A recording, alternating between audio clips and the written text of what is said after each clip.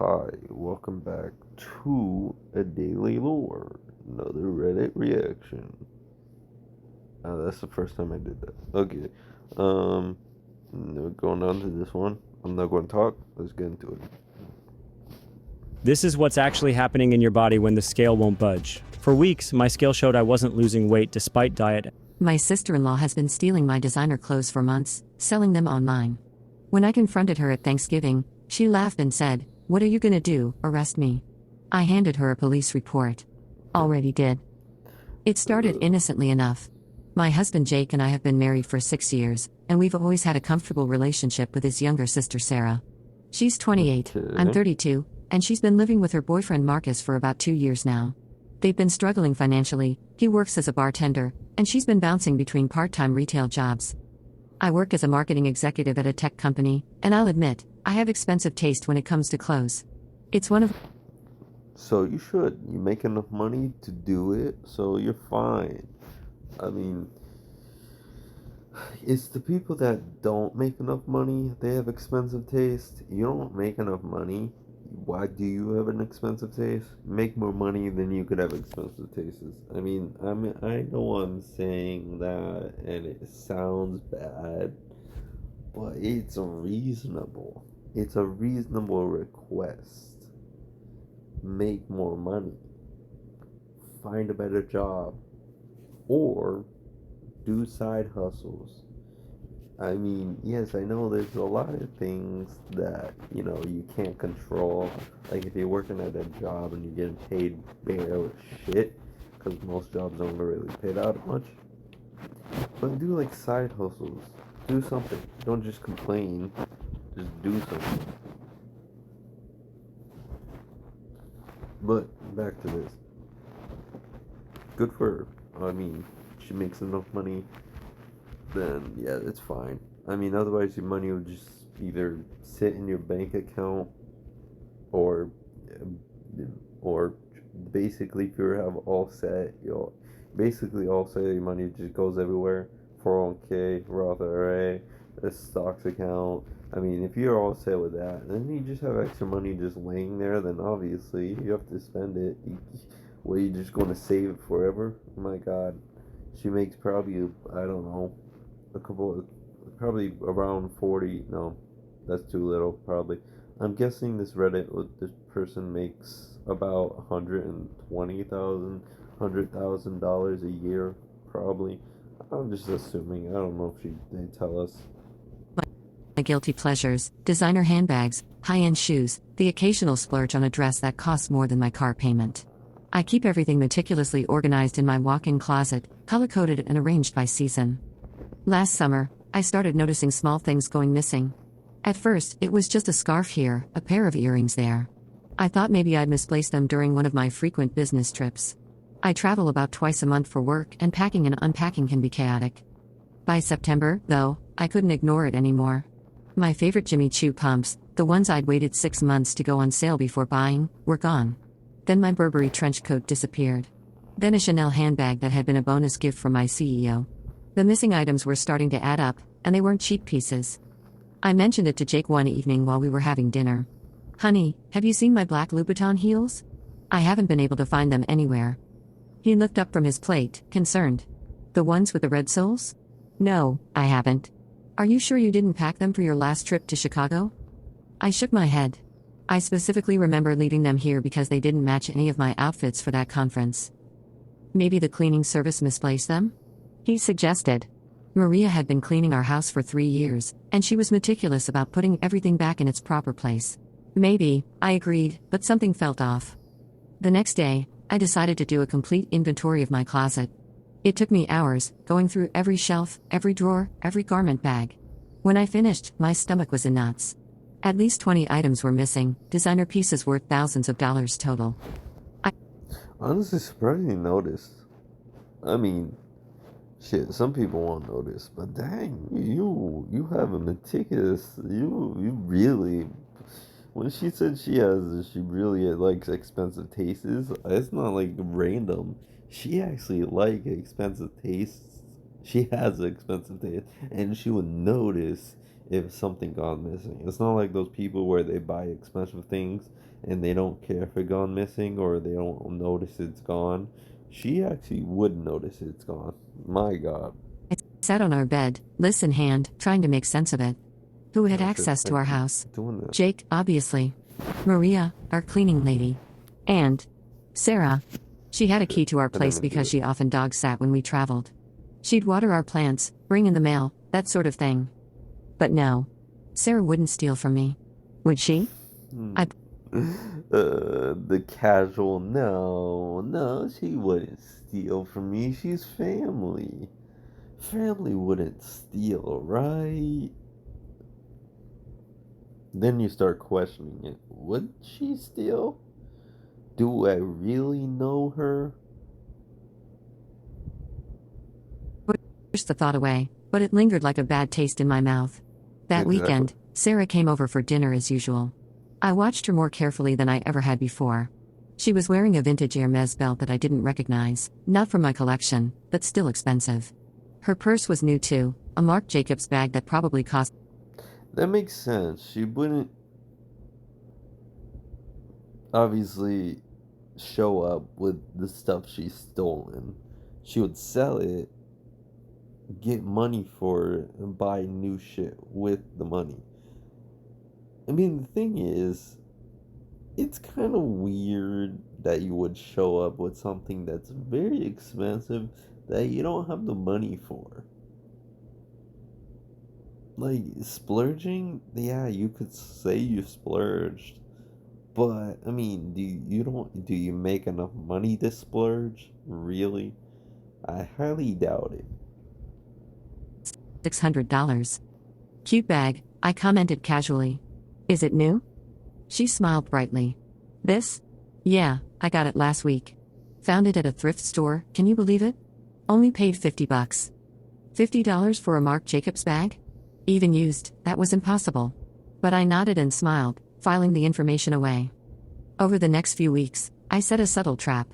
I placed a distinctive Valentino dress, black with gold stud detailing, virtually impossible to mistake for anything else, prominently in my closet. I took photos of it from every angle and noted the size, color, and style number. I also started keeping a detailed log of when I left town for business. I noticed that items typically disappeared within days of my return from trips, Keep doing when I'd it. be jet lagged and less likely to immediately notice something missing. 2 weeks later, the Valentino dress vanished. That's when I knew for certain. I felt sick, betrayed, but I also felt angry. How could she do this to me? To her own brother? We'd always been generous with Sarah, helping her with rent when she was between jobs, buying her birthday and Christmas gifts, even paying for her to join us on a family vacation to Hawaii. Instead of confronting her immediately, I decided to gather evidence. I changed the Well, of password on our course. You don't want to just accuse somebody. Of course, you don't want to do that. That would make it worse. You want to gather something. In this case, evidence that something is going on, so you can showcase the evidence when you finally do. alarm system and requested a log of when the code was used. The pattern was clear. Sarah's code was entered every time she house sat, but also on several occasions when we were home and she'd Really? I mean, I guess. Oh, shit. It's one of those doors where you have your guests, they have their own code, and you could put it as you could make your guests have a code, either a one-time code or a forever code, basically. supposedly just been stopping by to borrow something innocent like a book or return a dish. I started taking photos of my closet weekly, documenting every piece. I also began screenshotting Sarah's social media posts. She was careful not to show the stolen items, but I noticed she was posting more lifestyle content, brunches at expensive restaurants, shopping bags from high-end stores, concert tickets. All on a part-time retail salary. The final Yeah. confirmation came when Come on, like seriously, you don't make enough money for all this. And I don't think any bank would give you a loan. And even if you have a loan, why would you spend that loan on stuff that you can't really pay back the loan on? That'd be stupid. I was mindlessly scrolling through Facebook Marketplace one evening. There it was, my stolen Burberry trench coat, listed for sale by someone in our area. Marketplace. The seller's profile was obviously fake, no photo, only personal information was a first name, Sandra. But the location was within 10 miles of Sarah's apartment. I felt my hands shaking as I took screenshots. The next day, I drove past Sarah's building and saw the coat hanging through her bedroom window. My coat. The one that had been hanging in my closet 6 weeks ago. I could have confronted her then, but something held me back. Maybe I needed more proof. Maybe I was hoping I was wrong. Or maybe I was just buying time to figure out how to tell Jake that his sister was a thief. The breaking point came in That November. makes sense. I was preparing for our annual Thanksgiving at my parents' house when I realized my favorite cashmere cardigan, a Loro Piana piece that cost nearly $2,000, was missing. Ooh. See, the pieces before this were a few $100s here and there. I mean, that's okay. I mean, that's not okay. But I mean, you're collecting evidence. You feel like a few $100s is not like that big of a deal. But $2,000, even if you get paid a lot of money, I mean, unless you get paid like $200,000 a year, then obviously that won't be anything. But even if you get paid $100,000 a year, $2,000 is still a lot of money that's gone missing. Like seriously, that's still a lot of money. How much money is $2,000 a month? $100,000 a month. Fuck, I'm not good at math.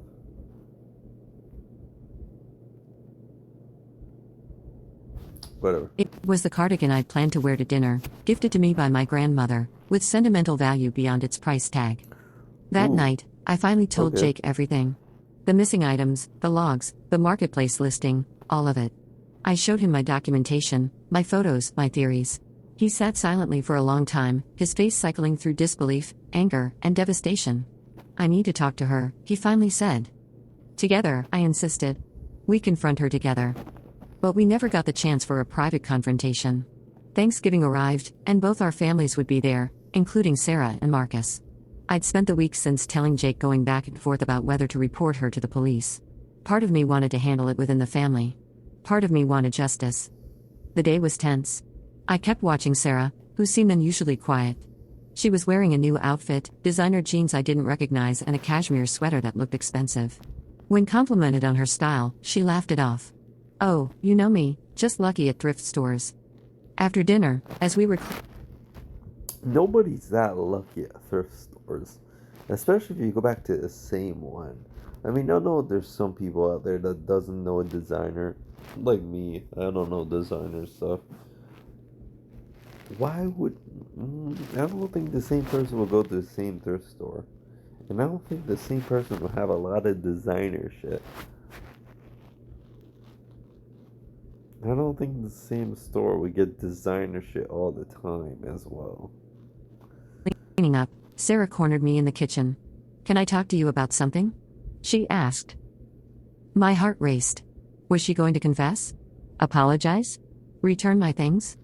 Sure, I said carefully. She lowered her voice. I know you've been noticing some of your clothes going missing. I stopped breathing.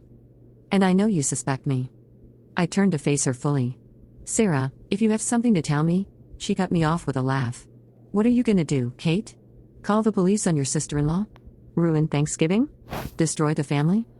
Her arrogance stunned me. You stole from me. Yes, I would say yes. I mean, if you're this arrogant, there's at this point, there's no way you could solve this within the family. There's just no way you could solve this within the family. You're this arrogant that you would get off scot-free, and obviously you have to call somebody else to actually commit for your crime. I mean, shit, you're stealing. It's not, I forget what it's called. It's not, I know it's not grand larceny. It's normal larceny? No, it's not larceny. I know it's theft, but theft over a certain amount. I forget what the amount is, but it's theft over a certain amount. Sarah. Designer pieces worth thousands of dollars. Prove it, she challenged. You think Jake's going to believe you over me? Think everyone else will? That's when I Yes. reached into my purse and pulled out a folded document. I already did prove it, I said quietly. This is a police report I filed yesterday. I have photos of stolen items, marketplace listings, security logs, and security camera footage from the second-hand shop where you tried to sell my Hermes scarf last month. Her face went white. The police have already matched your ID to several transactions, I continued. They're building a case for grand larceny. I came here tonight to It give you was a grand larceny. Okay, I was right. Okay, oh, gee. Oh, thank God I was right. chance Oh, to explain, maybe return what you still have. But since you'd rather laugh in my face. You can't be serious, she whispered. I gave you every opportunity, Sarah. I waited months, hoping you'd stop. Hoping you'd at least show some remorse. But you didn't. The confrontation escalated when Jake walked in.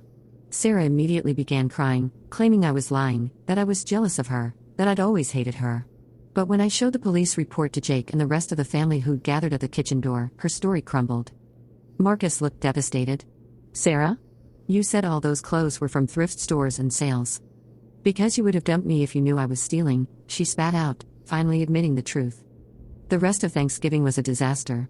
My mother-in-law kept insisting there must be some misunderstanding. My father-in-law demanded to see the documentation. My own parents were supportive but shocked. Sarah's parents were in denial, claiming their daughter would never do such a thing. In the end, I mean, it makes sense. You're denying that your daughter that you raised would do something like this. But eventually you have to face reality.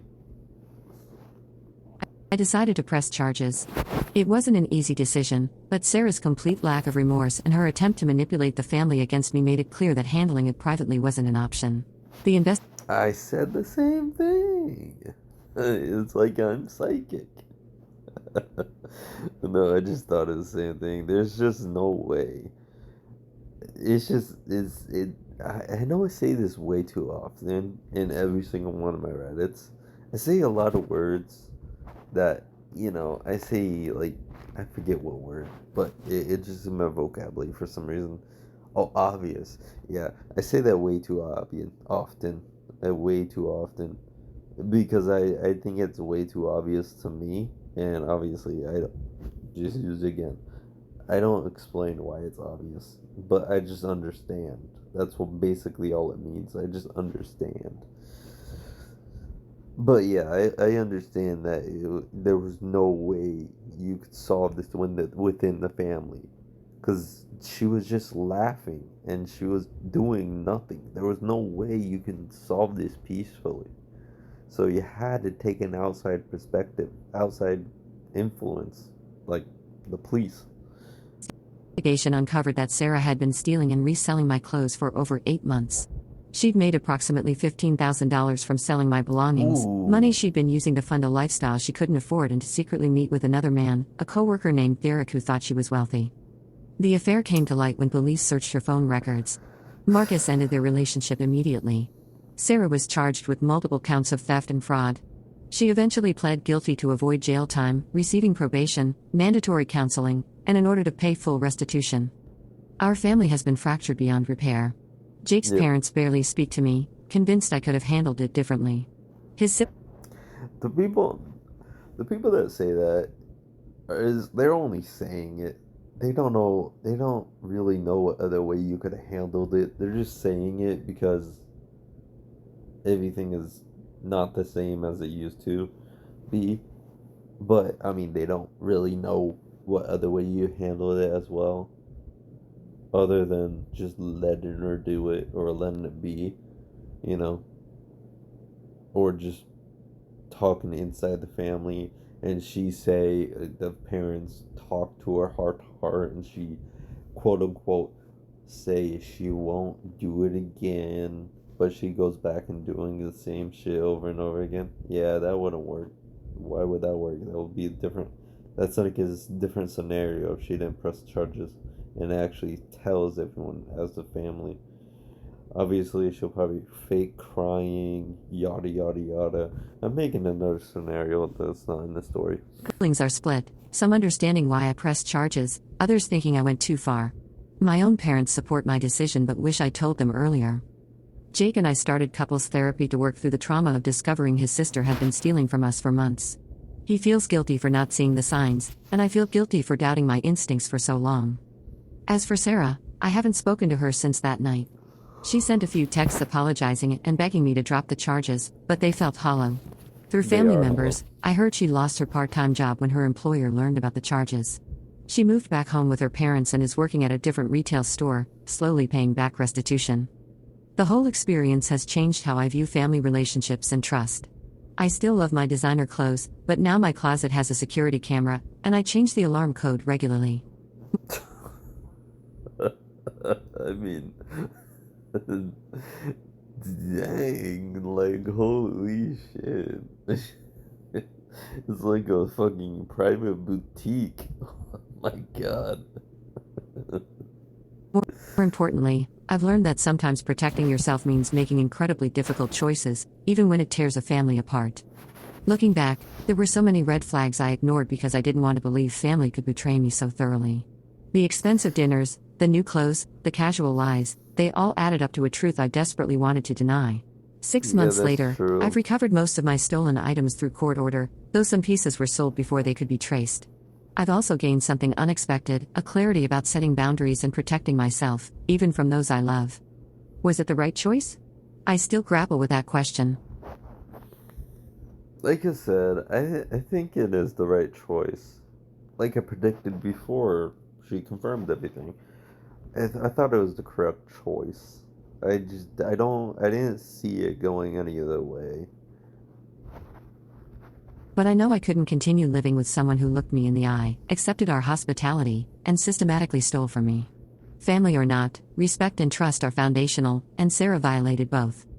The hardest part wasn't the lost clothes or even the True, honestly.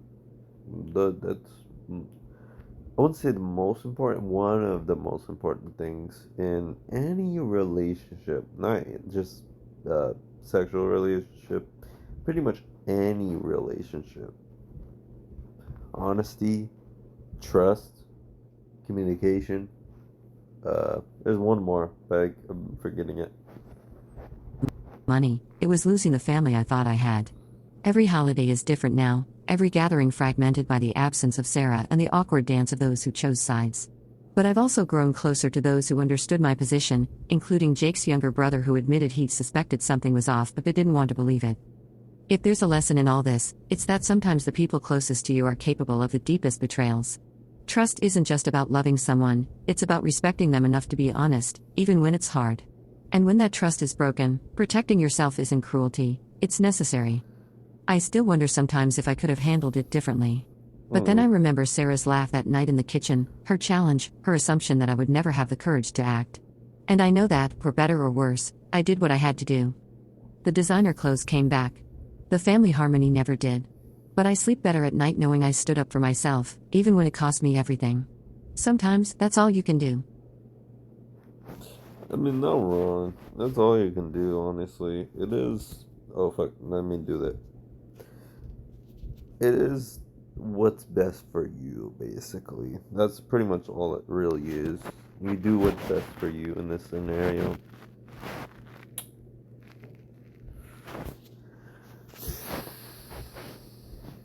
My sister-in-law has been stealing my designer clothes for months, selling them online and that's why Reddit started React. Okay, have a nice day, nice night, nice evening. I don't know why I'm saying nice. Have a good day, evening, night, and morning, I guess.